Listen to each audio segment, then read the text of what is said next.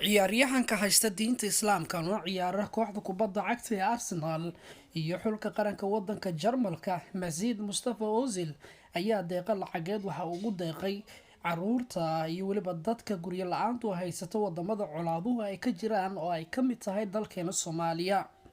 Mesut Mustafa Ozil waxa uu ciyaaraa kooxda Arsenal toddobaadkiina waxa uu qaataa ku dhawaad lacaga gaaraya 350,000 oo euro, waxaana lacagaha hadda ugu deeqay Ozil ay ka mid noqonayaan deeqa lacageed oo ciyaaryahankan markasta uu ku deeqo kuwaas oo u mariyo hay-adda bisha cas ee laga leeyahay dalka Turkiga si ay samafallo iyo waliba deeqo ugu geystaan dalalka ay caawiso dowladda wadanka Turkiga. dowladda wadanka Turkiga oo uu hogaamiyo madaxweyne Rajab Tayyip Erdogan waxa ay yihiin saaxiibka koowaad ee dowladda Soomaaliya ama shacabka Soomaaliyeedba ay leeyihiin, kuwaas oo mar walba ka hela in ay caawiyaan dadka Soomaaliyeed. Mesut Mustafa Ozil waxa uu hadda ku deeqay in ka badan 100,000 oo euro oo uu ugu deeqay dadka colaaduhu ay halakeeyeen oo ay u badan yihiin caruurta, waxaana lacagahaasi Ozil uu u soo mariyay hay-adda bisha cas ee wadanka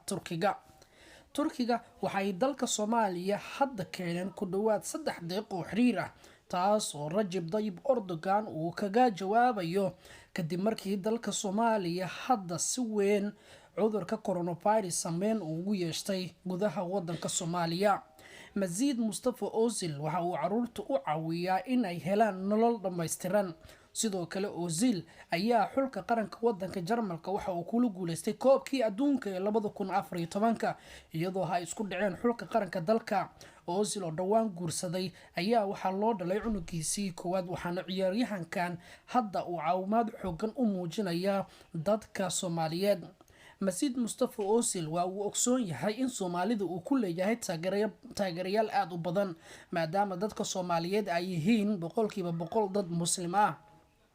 ciyaaryahankan hadda waxa uu ka mid yahay ciyaartooyda ugu waaweyn ciyaartooyda kubadda cagta ee haysta diinta islaamka, kuwaas oo gargaar u fidiya dalalka ay dhibaatadu ka jiraan.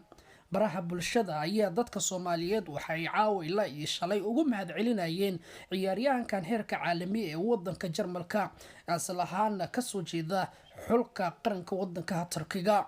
Ozil oo ay fadhigiisu tahay London ayaa hadda waxa uu caawimaadiisu u mariyaa in uu gaarsiiyo dadka, waxaana shacabka Soomaaliyeed ay leeyihiin waad mahadsan tahay Mesut Mustafa Ozil oo ah ciyaaryahan ku weyn kubadda cagta caalamka.